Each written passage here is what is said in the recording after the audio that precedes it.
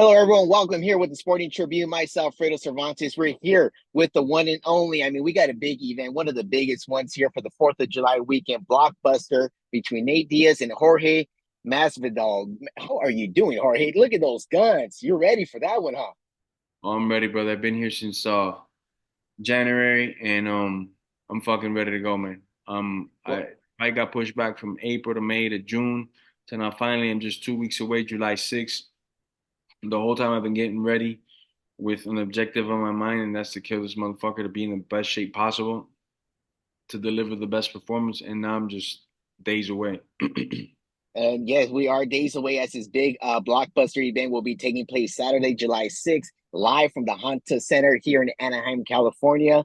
I want to talk to you real quick about your early life and how you got here today. You were born and raised in Miami. Talk to me about your childhood and growing up there in Miami. Shit, man, Miami was a fun time. I was in Miami till I was about 4 years old, and then my mom sent me to go live with my grandparents in Peru. So I lived over there for like about 3 years and change, close to 4 years. Then I came back to Miami, and I was like a wild man at first, wild child. I We moved around a lot for a little bit and stuff, so I was up and down. Economically, we weren't the strongest family, very humble beginnings, but it was fun. I for most of my memories are as a child are of good fun nature. We might have not had a lot, but I felt like I had a lot. Life was great.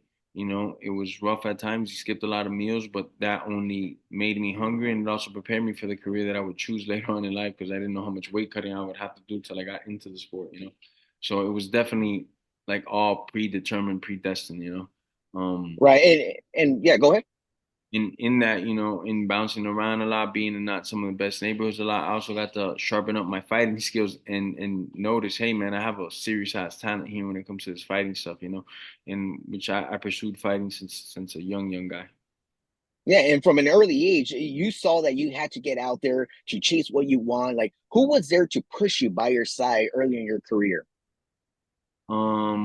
I God first and foremost. God, me and my connection with God was what pushed me over everything. My mom didn't really want me fighting, obviously, as a mother, single mother especially. She just didn't want me fighting. She probably thought it was like the worst idea possible. Oh, Um, no way.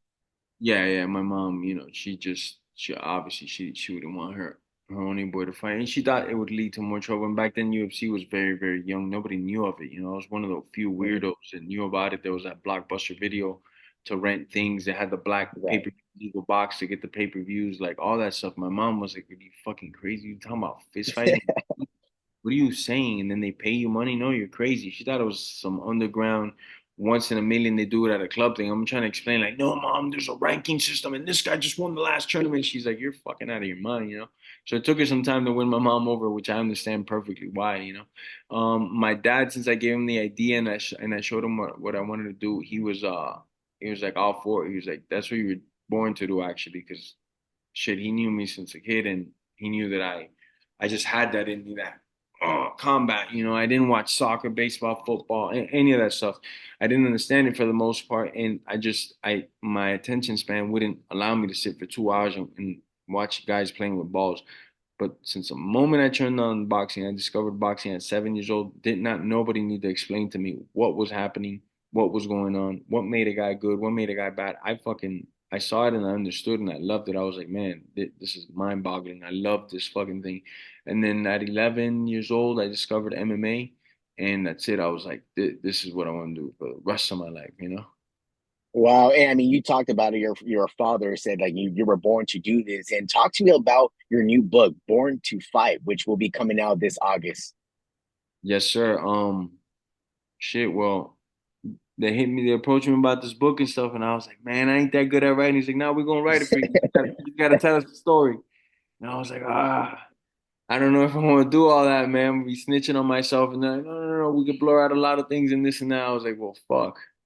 We talked some more, and I was like, you know what? If I'm gonna do it, I'm gonna do it right. I'm gonna do this for my fans, and not only that, I'm gonna do it for other motherfuckers like me that might be like, there was a one of the reasons why I decided to write the book.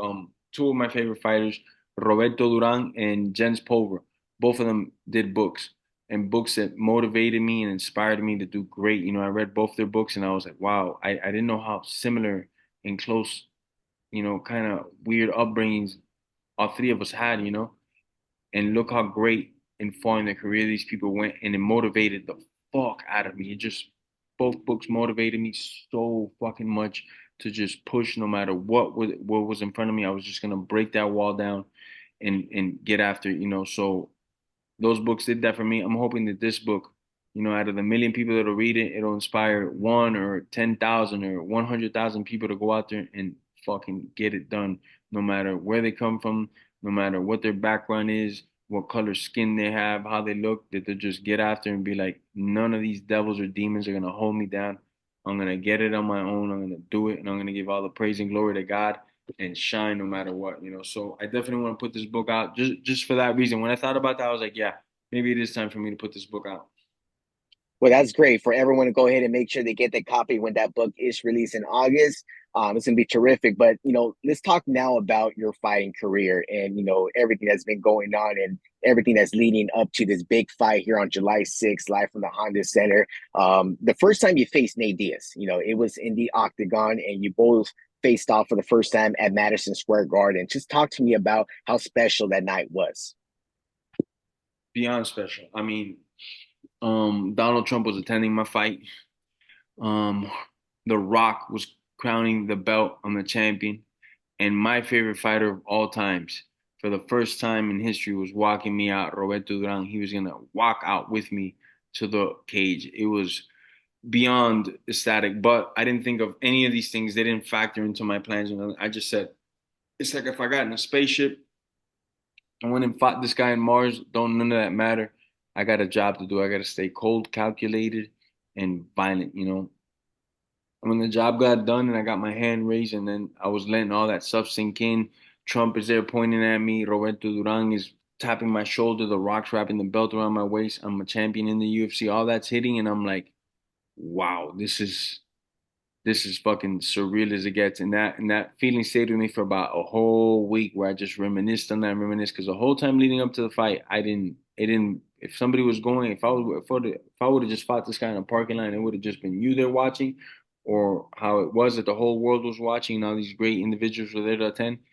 It wouldn't have mattered, because my mind was so set on just take care of business. So after that happened, all those feelings and emotions kept rushing in. It was a huge night, special night. I got to be there with my family, share a lot of those moments as well after with my family. So it was just a great moment. Well, you've done a lot of damage in the octagon, which is unfair to some of your opponents. But how much respect do you have for Nate Diaz? You know, I have respect for everybody except one motherfucker that gets in that cage. And that motherfucker's that piece of shit Kobe. But everybody else I got respect for. Everybody that I fought in that cage I got respect for. Tons of respect. I know more or less. I might not know exactly, but I know more or less what it took for him to get in shape, to get in that cage, to do what we're doing, to push through it. Um, all the uncertainties of fighting and insecurities of not having money, of what happens if you lose. Like there's a lot we deal with, besides the pain factor, whatever, and what you put your body through. But mentally, on a mental level, there's a lot we deal with. So I got a lot of respect for all these guys. And for what Nate's done in his career, I do have respect, you know. But as a outside of the cage, I have absolutely zero respect for him. I think he's a fucking coward. I think what he did at this press conference was only of cowards to do shit like that.